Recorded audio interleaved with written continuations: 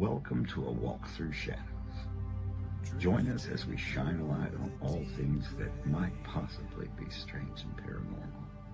Each week we will share stories that may be based in fact. It could be a complete fabrication.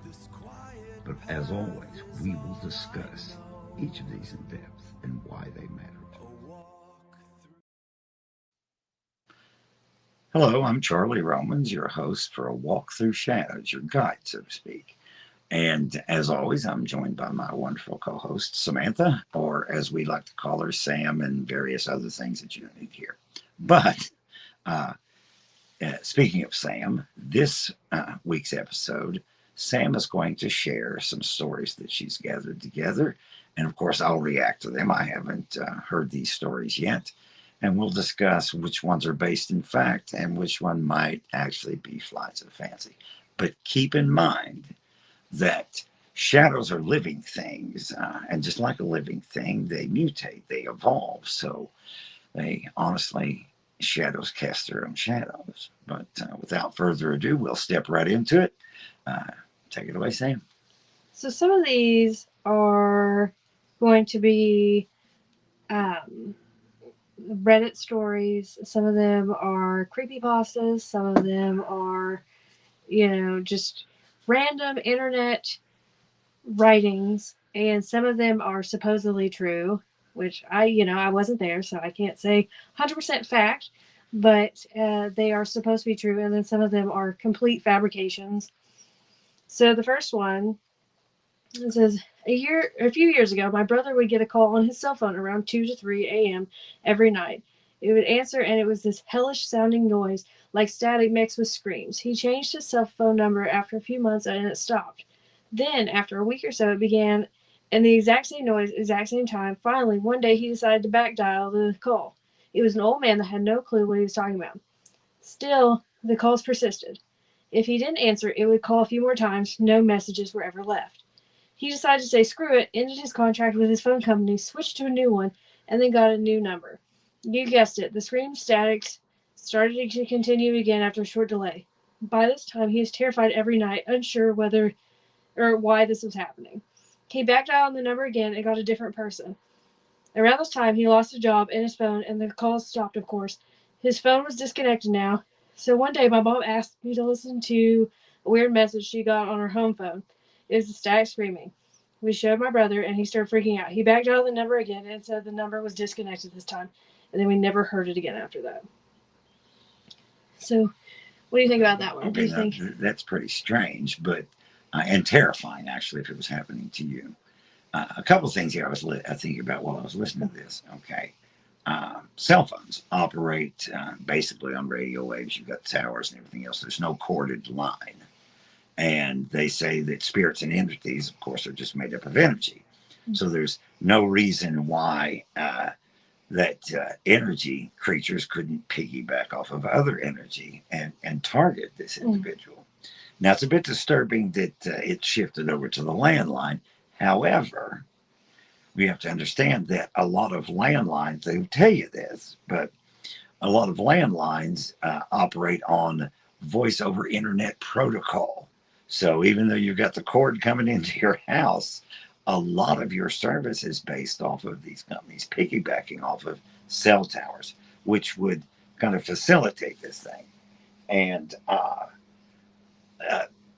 it kind of plays into that too, because when he back dials the phone number, he gets different people every time he does it that really have no clue that this is happening. And we all know that our cell phones do strange things.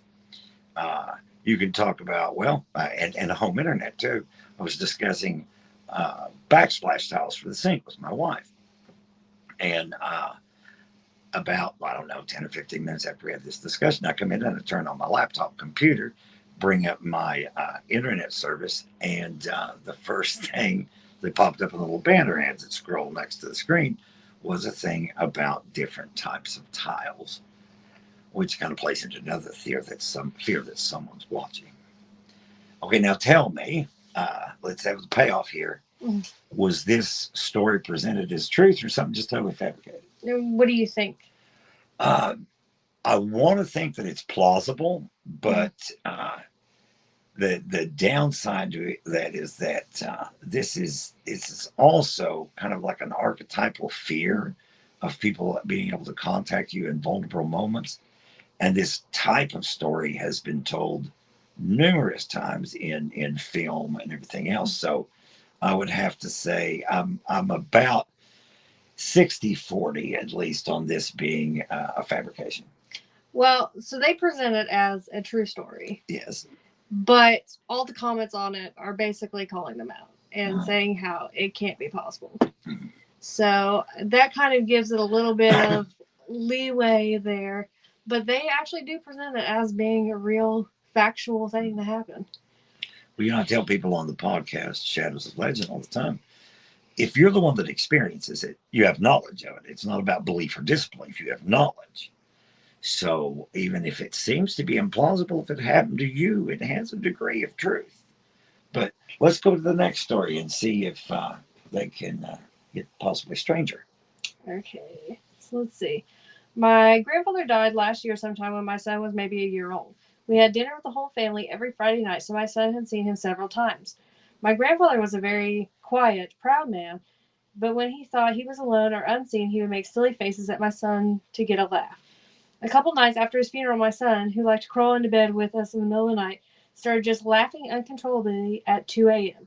So I get out of bed to see what's going on and find my son sitting in the middle of the living room in the dark laughing. I say, "Hey, buddy, what are you doing?" In toddler speak, he says, "Papa, funny."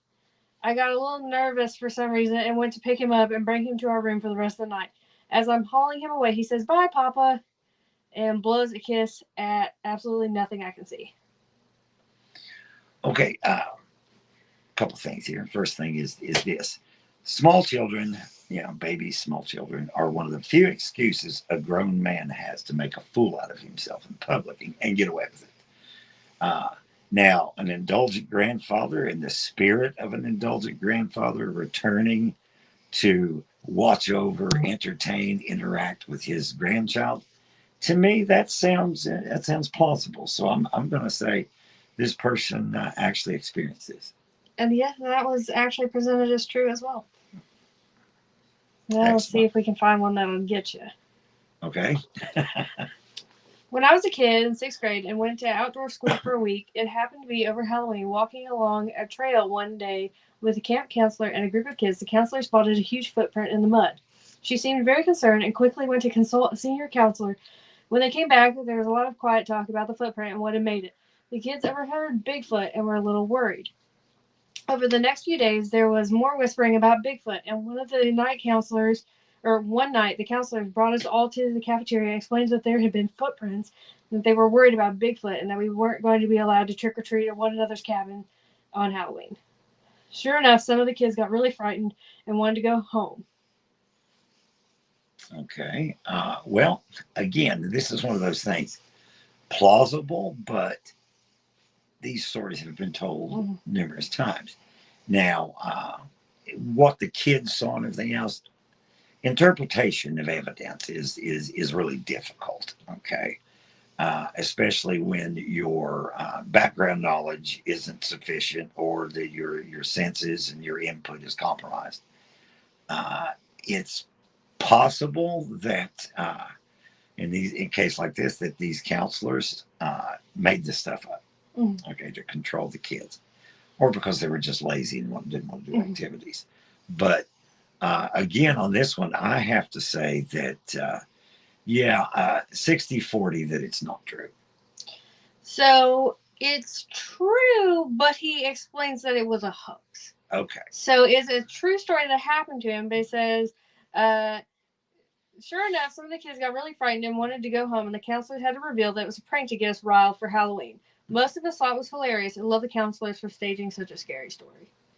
Well, and now that I 100% believe. So okay. Yeah, it was a real story, but it was a hoax. And see, that harkens back to, now, of course, I'm old school, and a lot of the younger viewers and listeners wouldn't maybe understand this, but it's like you used to tell the stories to kids about the ghost that who's got my bloody toe and all this. And whether the ghost with the bloody toe was actually really involved, it was an entertaining story to spook kids. And of course, you got jump scare at the end where you reach and you grab the kid and say, "You do," you know. Yeah. So it's 100% believable to me that they would perpetrate this hoax Yeah. just to entertain the kids. So the next one. Okay. I had something like this happen once. I was on a guided tour of a haunted old jail in Charleston, South Carolina, and I was in one of the rooms. I suddenly felt as if I was losing my balance, as I was swaying on a boat really badly. I clutched onto my significant other, who was thinking I was just spooked out. A few minutes into the talk, the tour guide mentioned that the room held a lot of old pirates, and some reported feeling like they were on the rough seas. I was beyond freaked out for a while. Okay. Now that one, people, there's numerous instances where people have experienced paranormal activity and it's caused a physical reaction like nausea, panic attacks, things of that nature, heart palpitations, and even in some cases, a heart event. So to me, that one sounds more plausible. Also, because not everyone in the room got sick, just that one person, because some people are more sensitive than others, even if that's only you're more sensitive at that moment, because our mood affects these things too. You know, uh, we could be in a particularly I don't know, uh, depressed mood, we'll say, and say something bad's going on in your life, so it affects your energy, and it may change your energy to the level that other energy that's present gets to interact with you. And a lot of these things, I know, excuse me, when I was talking to a psychic once on the podcast Shadows of Legend, named Liz Rivera, she's a very nice lady. We were talking about how these things aren't really clear, and it's a lot like tuning a radio, trying to pick up all the messages. And it really is like that. So if your radio dial is turned, and then they turn their radio dial, then you know possibly the two could connect, and you may experience this in one instance, go back into the same place when you're in a different mood and not experience anything. So I know it's a long drawn out explanation for this, but so I do believe, I think this is plausible. I'm going to go, I will go 70-30 that I think it's a true story. So it's presented as true on a forum that was about a fake story. Okay. So it's kind of up in the air, but it's presented as true. Okay. So, like I said, I wasn't there, but they were saying that they felt like something had happened to them similar to what was in the fictional story. Yes. So, well, one thing sparks another. I mean, you could tell me that you had a good cheeseburger yesterday. Yeah, you know, about a week ago I had a really good cheeseburger. So we're creatures of well, we want to connect. So one thing generates another, and you remember a similar story. So, but go ahead. So that's actually a good segue to this one. A few weeks ago, my girlfriend and I were sleeping together when I woke up to her saying, "What are you doing?" She sometimes talks in her sleep, but sounded so coherent and urgent that it jolted me awake and asked what she was talking about. She then woke up and said she thought she saw someone at the end of the bed. Thinking it was just a dream or semi-awake hallucination, we thought nothing of it and went back to sleep. About an hour later, I woke up and saw someone standing on the bed with the sheets wrapped up and twisted to their neck. I didn't know what to do, but the first thing that came out of my mouth was, "What are you doing?" My girlfriend then woke me up. I had been dreaming the exact same dream that she did and said the exact same thing she did. Okay, now dreams are a strange landscape. No pun intended. Uh, but ancient people believed that the dreams were actually its own realm, so that when you lost consciousness, not only didn't imply you passed out, but when you went to sleep, that your brain, your soul, whatever you want to call it, expanded into this universe, and sometimes these universes are shared.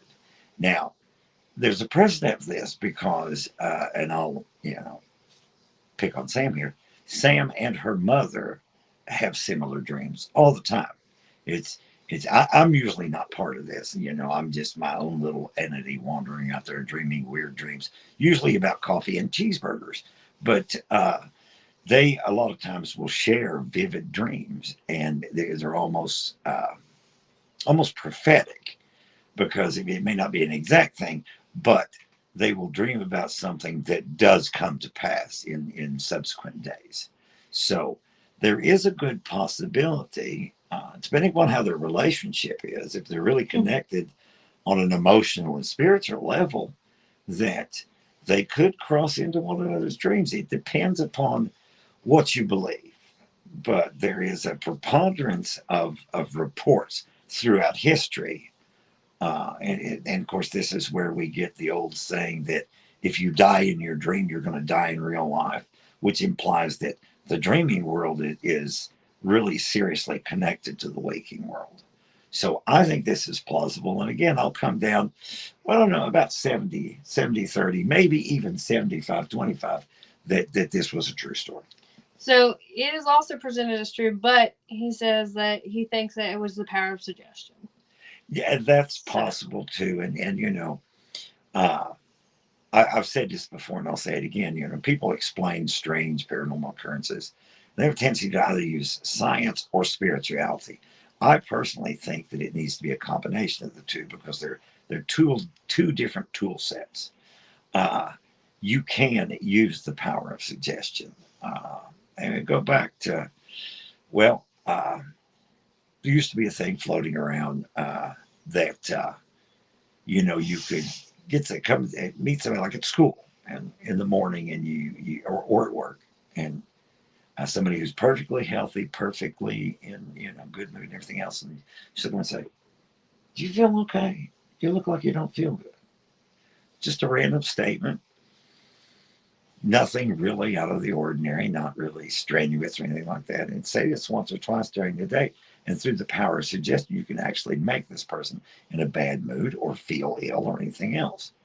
Again, it's the connectivity between people, and the power of suggestion cannot be discounted. So, what else do you have for us there? So this is not a single account. This Okay. is a amalgamation of accounts. Mm. It says during the summer of 2003, events in the northeastern United States involving a strange human-like creature sparked brief local media interest before the apparent blackout was enacted. Little to no information was left intact as most online and written accounts of the creature were mysteriously destroyed. Primarily focused in the New York State and once found in Idaho, self-proclaimed witnesses told their stories of the encounters with a creature of unknown origin. Emotions range from extremely traumatic levels of fright and discomfort to an almost childlike sense of playfulness and curiosity. While their published versions are no longer on record, and the memory remains powerful. Several of the involved parties began looking for answers that year. In the early 2006, the collaboration had accumulated nearly 2 dozen documents dating between the 12th century and present day, spanning 4 continents. In almost all cases, the stories were identical. I've been in contact with a member of the group and was able to get some excerpts from the upcoming book, which there's multiple. Um, so, like, this one was a journal entry from 1880. I've experienced the greatest terror. I've experienced the greatest terror. I've experienced the greatest terror. I see his eyes when I close mine. They're hollow, black. They saw me, pierced me. His wet hand, I will not sleep. His voice. And that was translated from Spanish in 1880. Okay. There's even witnesses from like 2006. I just returned for a trip from Niagara Falls with my family for the 4th of July. We were all very exhausted. It was a long day of driving. So my husband and kids and I, my husband and I put the kids straight to bed and called it a night. At about 4 a.m., I woke up thinking my husband had gotten up for the restroom. I used the moment to steal back the sheets, only to wake him up in the process. I apologized and told him I thought he was out of bed. When he turned to face me, he gasped and pulled his feet up from the end of the bed so quickly his knees almost knocked me out of bed. He then grabbed me and said nothing.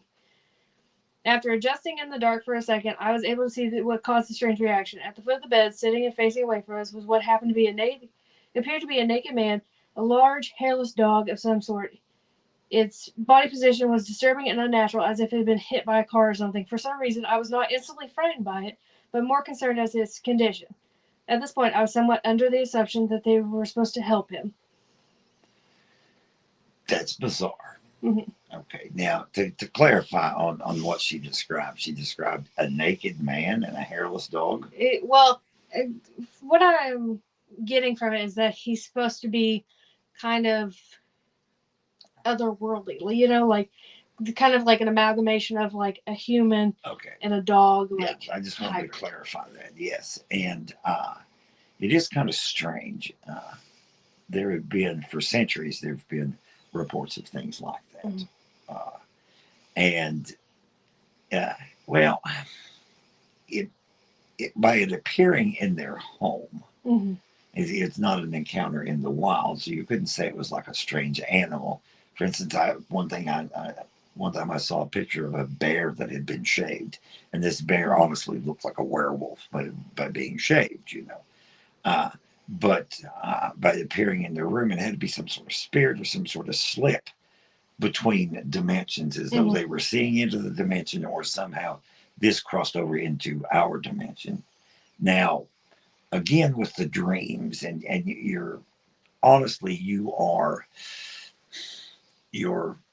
compromised in those moments between waking and sleep in both directions.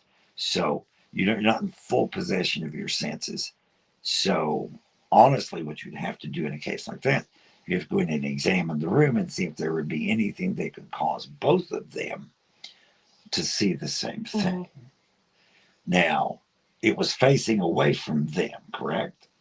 Um, I believe it said it was facing towards them. Okay, because in the other one, it was facing toward and had hollow eyes. Oh no, sitting and facing away from us. What appeared to be a naked man or a large hairless dog of some sort. Okay, so yes, that's quite strange.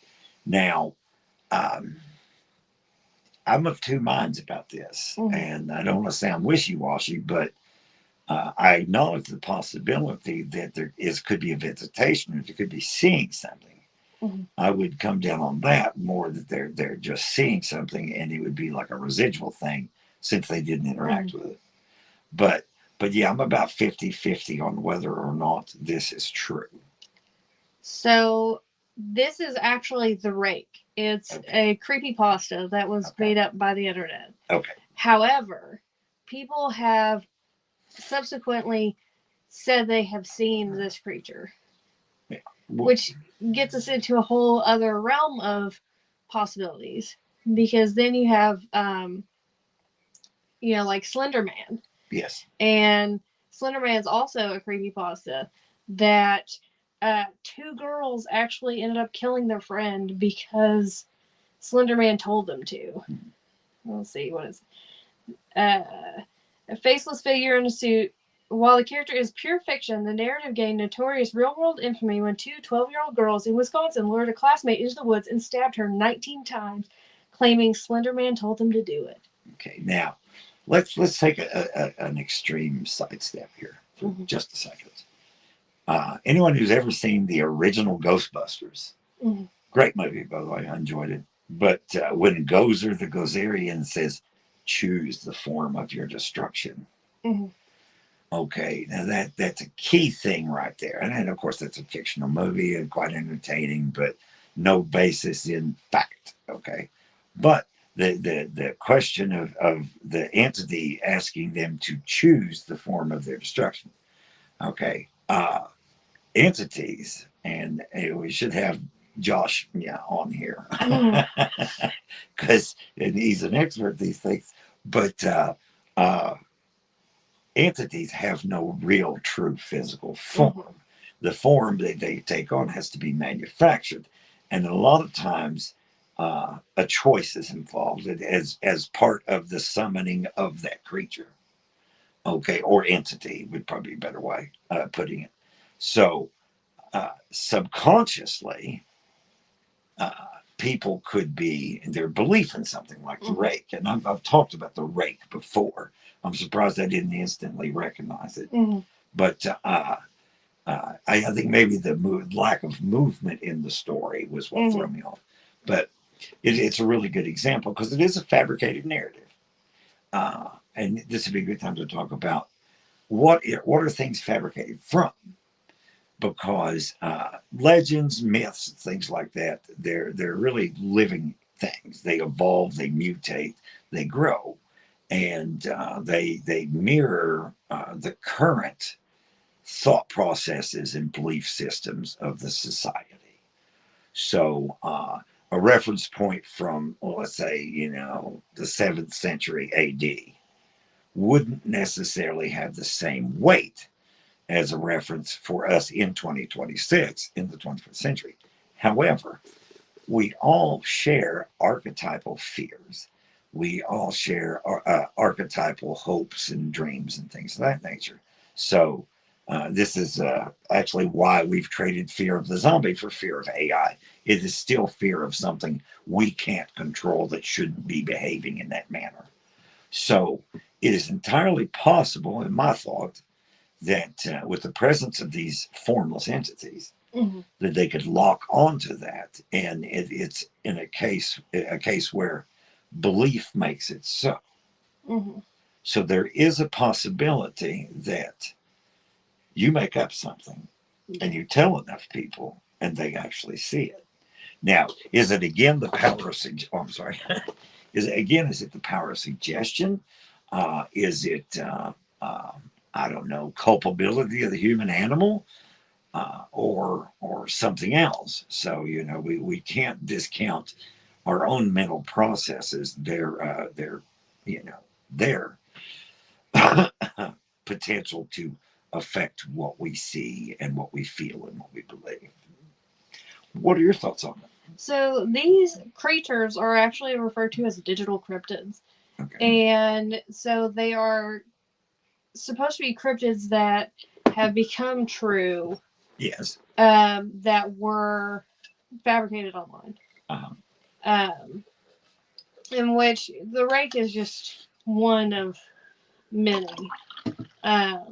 Like Jeff the Killer used to be like a really big thing, and then people said, "Oh, I've seen that face in my dreams and stuff," and like before they ever saw the picture that's supposed to be Jeff the Killer.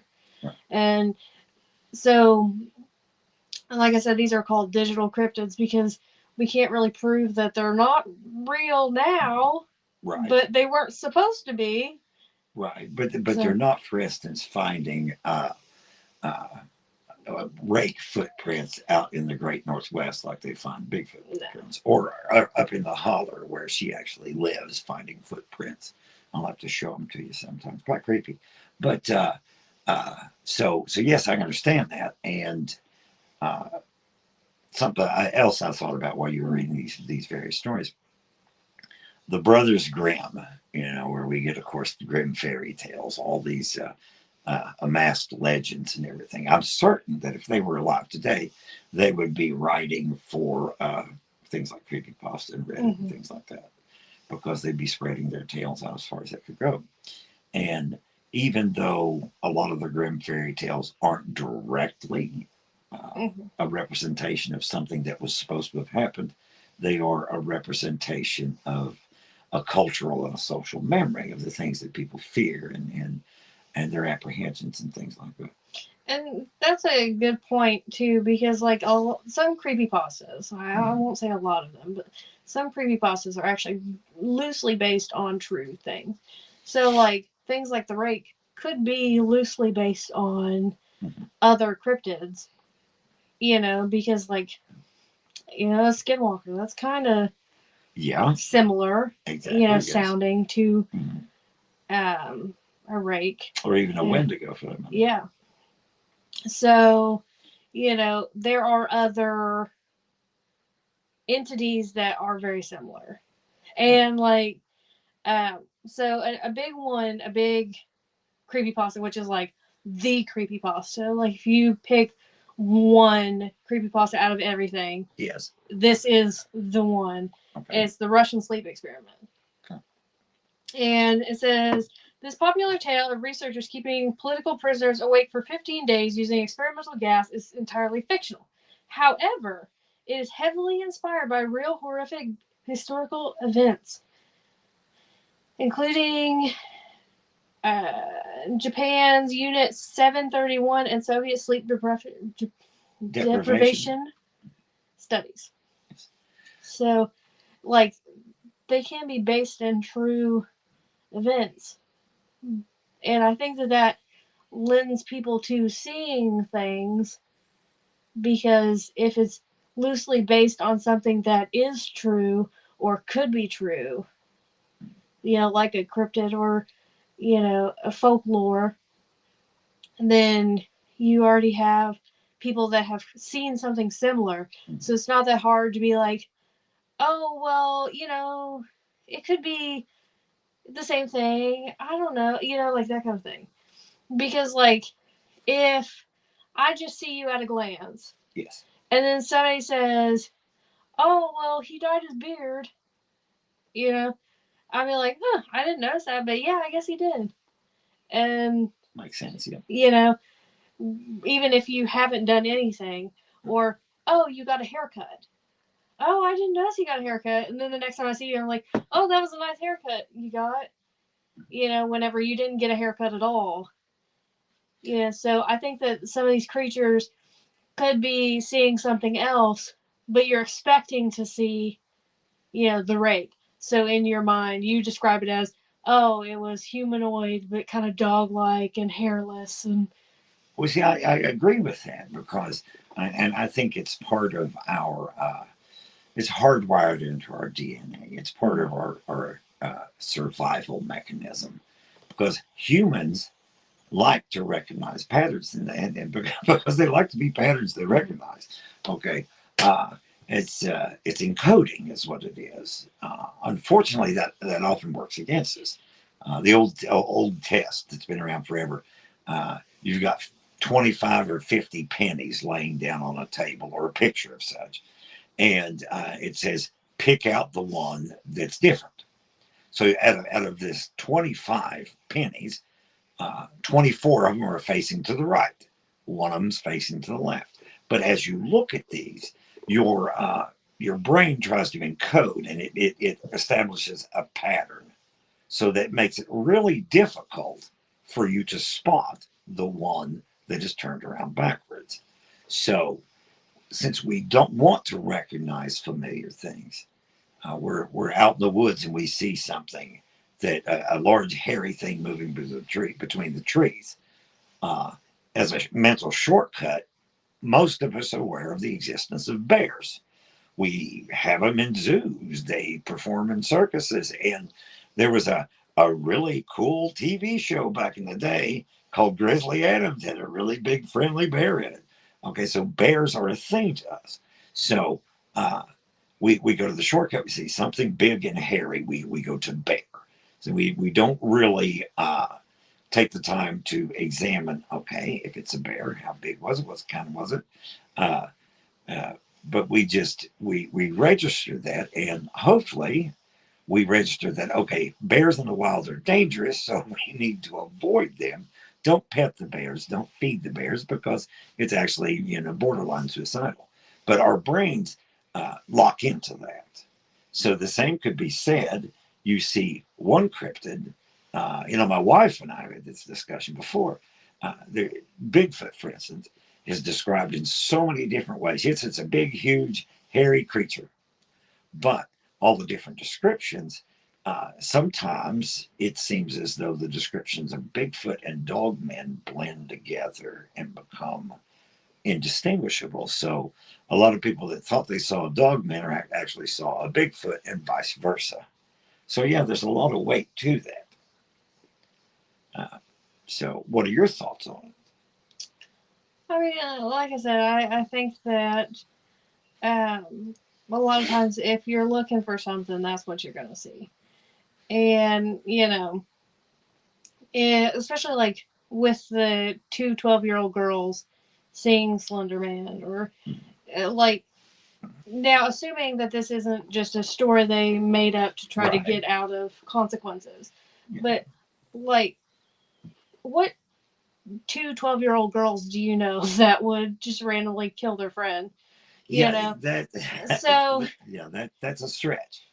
I have to wonder if, like, even it could have been like a demon whispering to them It's that possible. And they took as Slender Man because they had read the story online and they were like, oh, well, we have to listen to this. It's Slender Man. well, we had a very famous serial killer, son of Sam, killed all these people and said the dog Sam told him to kill people. Mm-hmm. So part of it's the power of suggestion, and there is nothing to say that an entity, a negative entity, whether you want to call it demonic or just destructive, Mhm. why can't it use that? Because these things have been recorded over centuries to be able to uh, manipulate reality, Mhm. if not actually make something come into existence, give the appearance of Mhm. that existence. So if one of these negative entities, for instance, decides to want to convince you to just kill someone, Mhm. then they appear as something that is strange and frightening.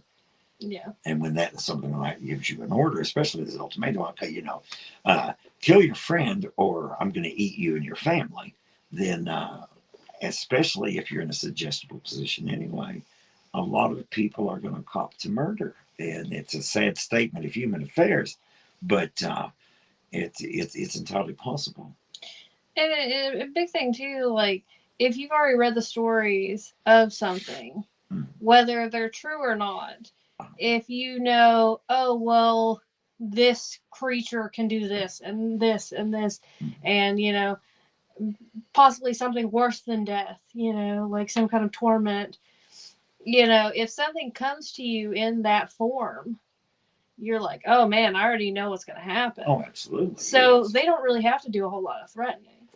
It's, even a relatively benign entity that just has ill intentions, that really couldn't do anything to you, otherwise, comes to you and is using the form of something that like back to the bear. If, a bear just showed up, whether it was a fake bear or a real bear, Mm-hmm. I'm still not going around it because I know, hey, bears can rip me to pieces. Yeah, there's a Yeah. potential. So even if it's a fake bear and I, not close enough to tell that it's a fake bear, I'm still not going to go near it. And that's actually prudent. And I was talking to a friend of mine just the other day, uh, and again, I'll give an old school reference here. Used to be a comedian, Flip Wilson, funny guy, and one of his tag phrases there was, "The devil made me do it."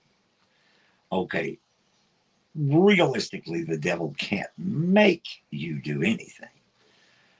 Within that whole frame of reference, you've got to consider God gives people free will and nothing can take that away. So the devil can't make you do anything, but he can persuade you, he can coerce you. And to be honest about it, if you see in that on that subject, if you see a 7 foot tall red entity with horns that you know is the devil, and he says, "Do this, or I'm going to kill you and eat your family," then most people are not going to say, "Okay, prove it."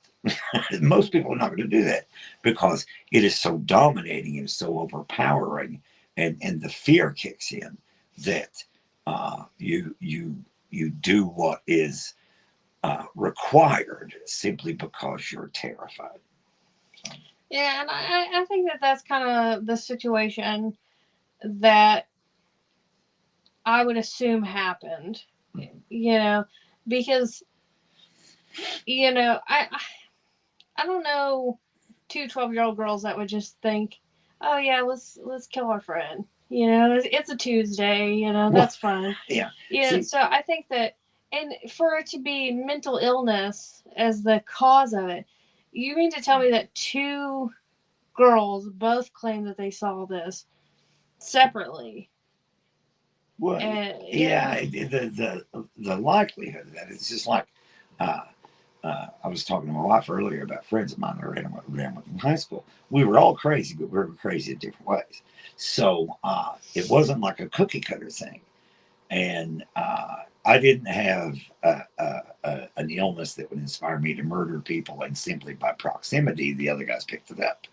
Now, you can't discount the human animal's capacity for violence and what you would call evil. But this being a mass delusion is probably unlikely, uh, or mass mental deficiency, we'll say.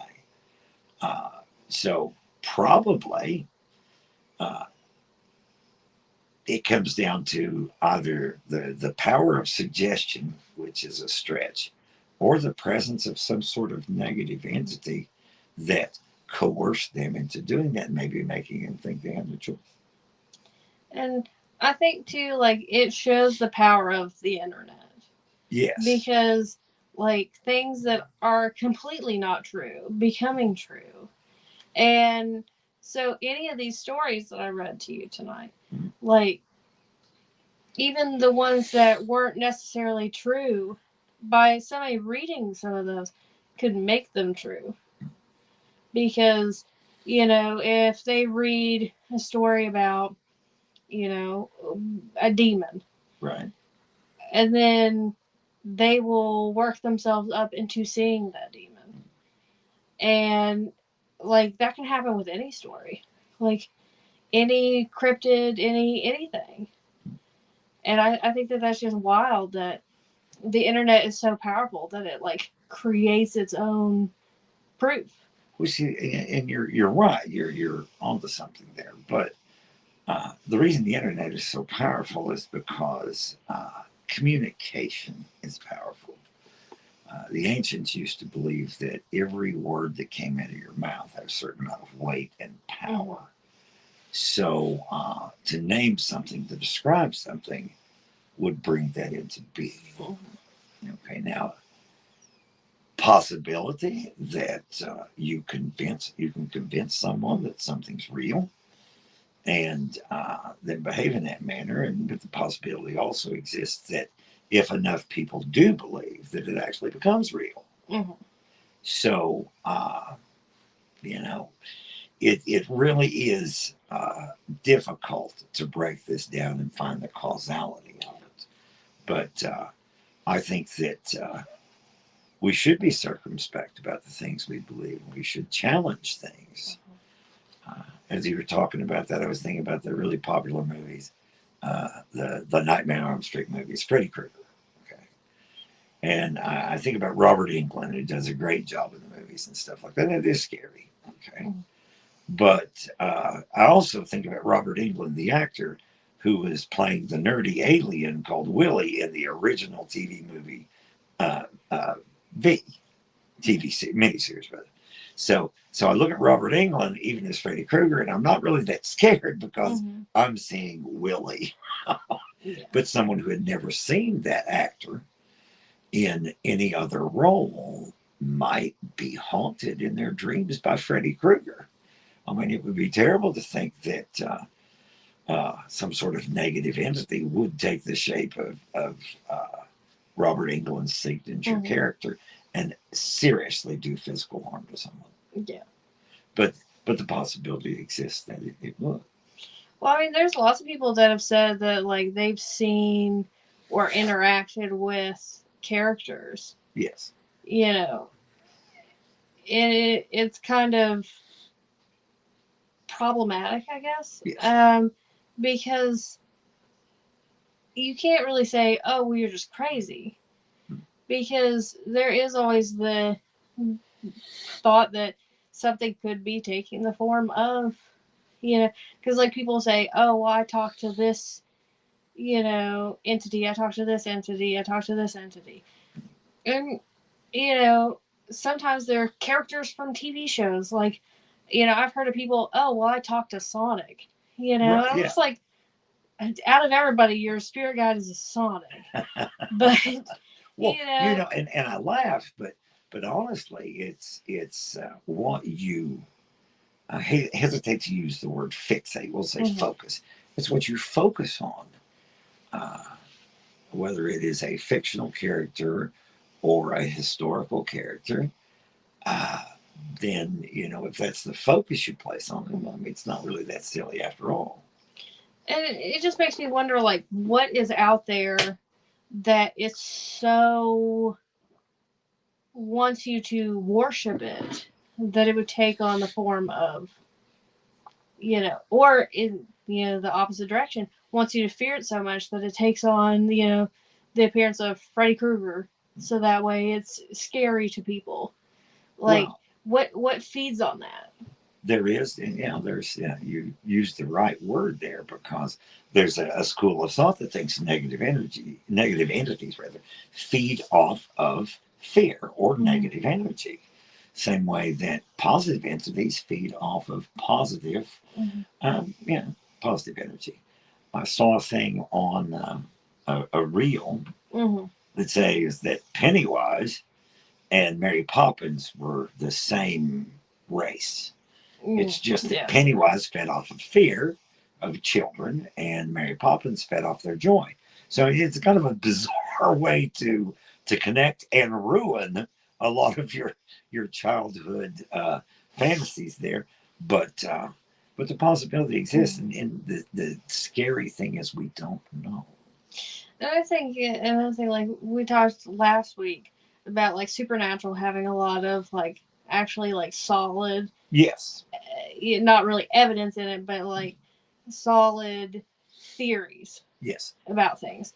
And like there's even an episode of Supernatural where it's like that House of Wax, and it's Paris Hilton, and it's yes. it's the goddess that was feeding off admiration, and then it no longer was admired by people, so it became something else because people admired Paris Hilton. So Exactly. And it got its worship that way. And I think that, there has been things in, you know, human history that, do take on, whatever will get it the most,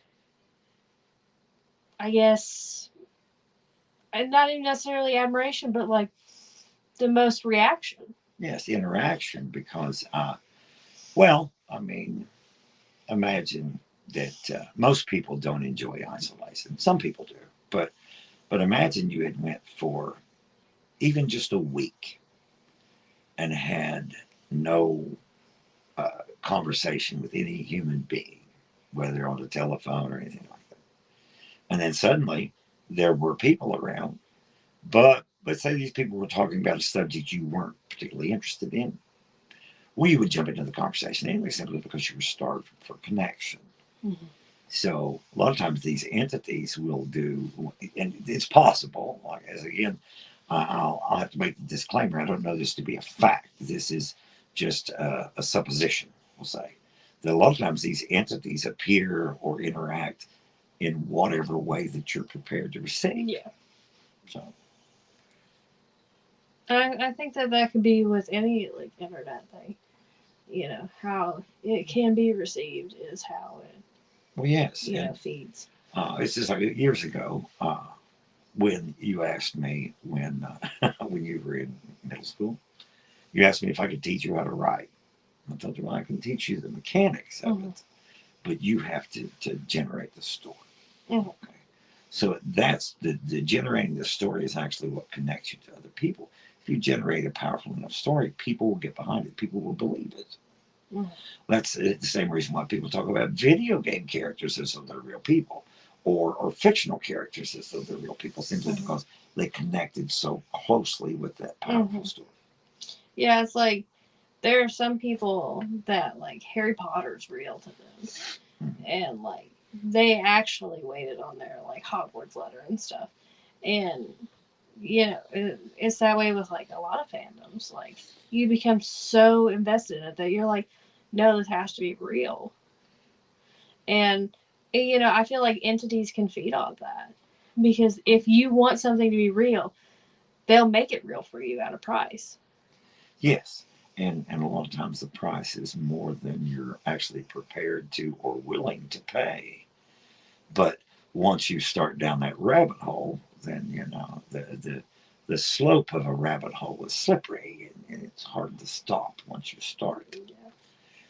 And so it pays to be circumspect about the things you believe. Be a little skeptical. It's healthy. Mm-hmm. If something's presented as truth, get verification. I'm a journalist. That's what I do for a Mm-hmm. living now. And somebody tells me something, I'm like, okay, you've given me a good starting point, but I need to verify this from several other sources before I'm going to come out and say that it's the truth.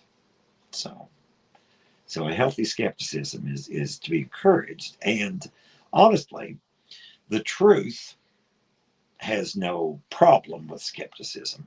The truth is going to be the truth, whether you believe it or not. So the truth is like, yeah, okay, go ahead, check my work. You know. Which we got a question. It Okay, says, "Can you explain how science plays into this belief?" okay. Well, the thing, science playing into these type of beliefs, you the science we're really talking about is psychology. Okay, um, because it's a whole other discussion to decide whether or not science believes in cryptids, which have actual physical forms and things of that nature. But but psychology plays into it because it wants to take all of our experiences and distill them down to certain mental processes.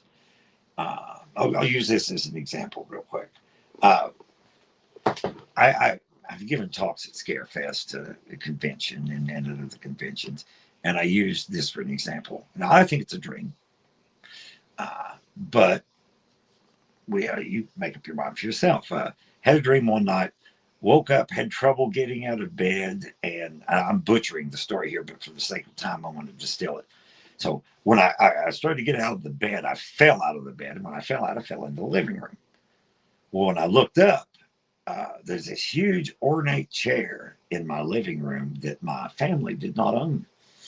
And my mother, my tiny little petite 5'2" mother, is sitting in the chair and she looks at me with this strange look on her face and she says, "What's the matter? Can't sleep?"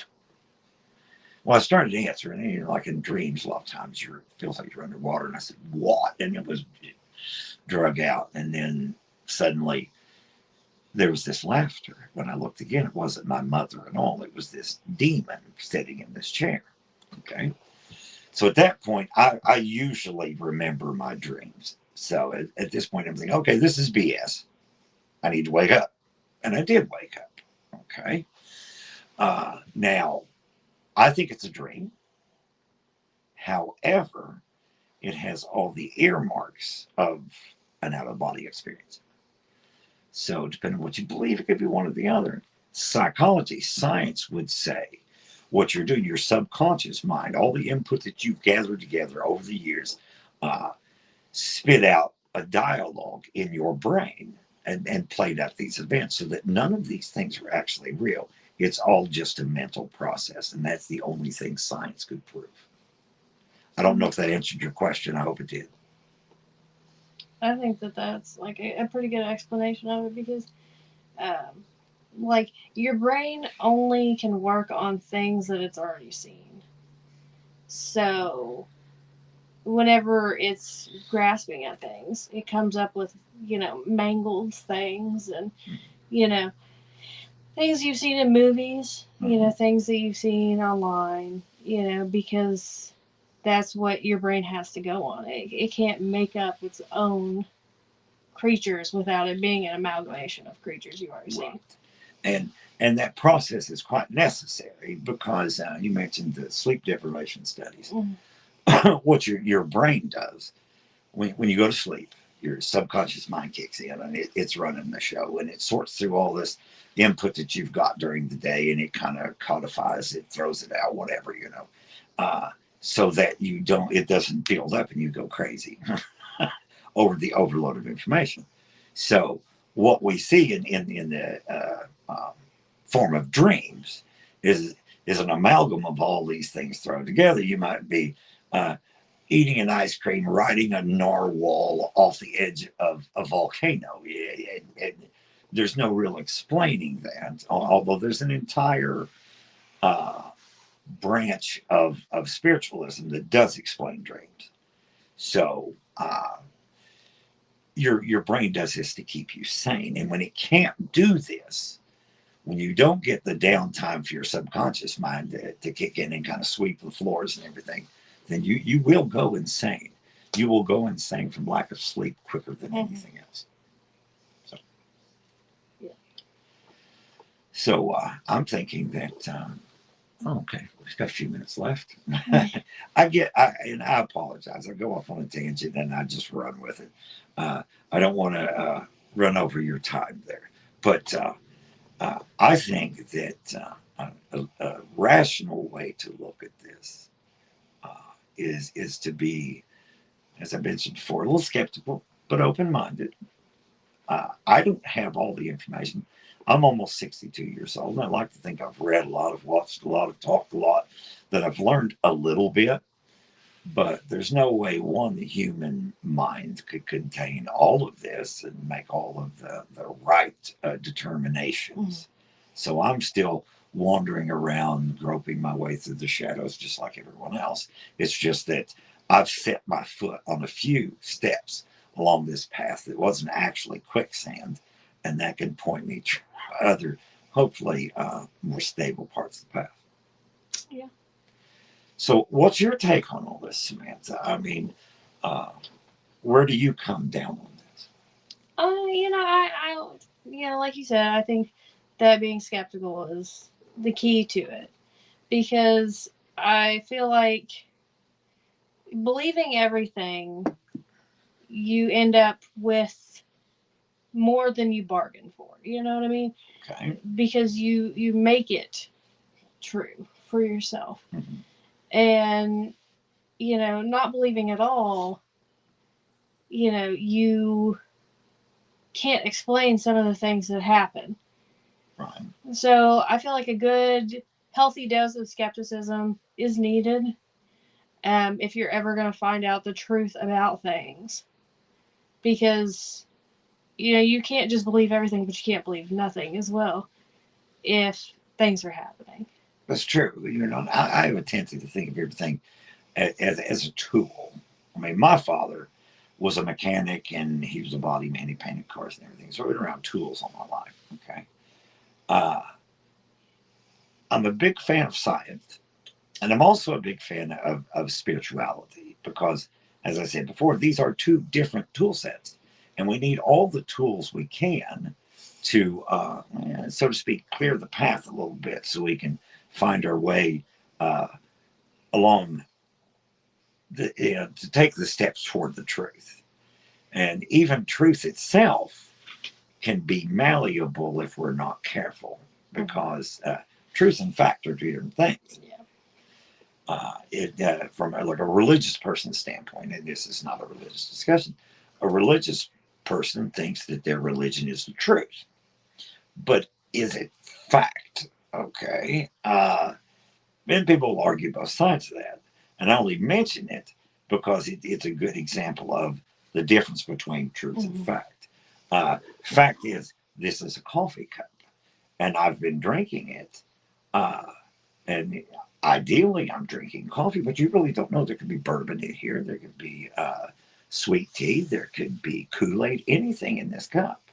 But the fact is, it is a cup and designed for coffee. So that's a fact. The truth is, honestly, I am drinking coffee out of it. But the fact is that it is a coffee cup and I am drinking. I think that kind of goes back to some of the stories too, like presented as fact. Like it's presented as a coffee cup, but Yes. you don't know what's inside of it. Exactly, yes. Like it really could be anything. So, without being there, presented as truth is only goes so far. This is true, and I believe in that wholeheartedly. So, uh, all we can do, I'm big on the whole shadow thing because I think what we have to deal with is shadows. Now, some of the shadows aren't so deep that we can't peer through them, but uh, but we need to look at all of them and find what facts we can. And it's me looking, and you looking, and the people listening looking, and the people that have no clue who we are looking. And once you share all the stories, then you can start building a thing of fact. It's like a Bigfoot. Been people finding footprints and hair and other things and personal experiences. If we keep sharing those, then maybe we'll be able to determine does a Bigfoot in fact exist.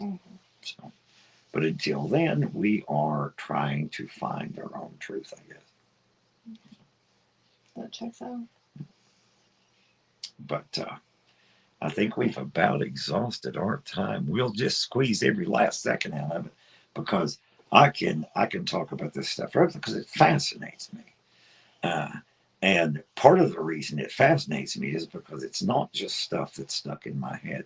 It fascinates me because it's stories other people have told. And in a very real way, I can reach back hundreds, if not thousands of years and connect with, an Egyptian on the Nile Mm-hmm. who says that he experienced Ra.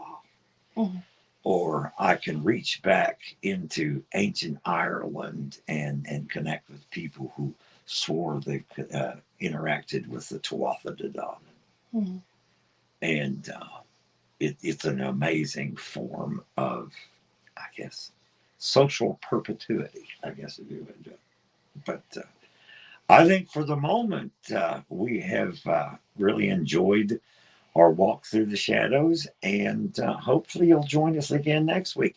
Because unlike most things in today's world, like and share because it's totally free. You all have a good evening.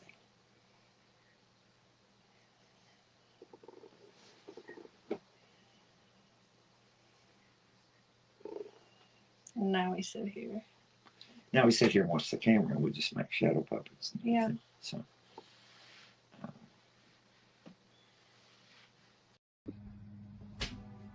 Thank you for being our companion on this week's walk through the shadows. Join us next week when we will share more stories of the paranormal. Until then.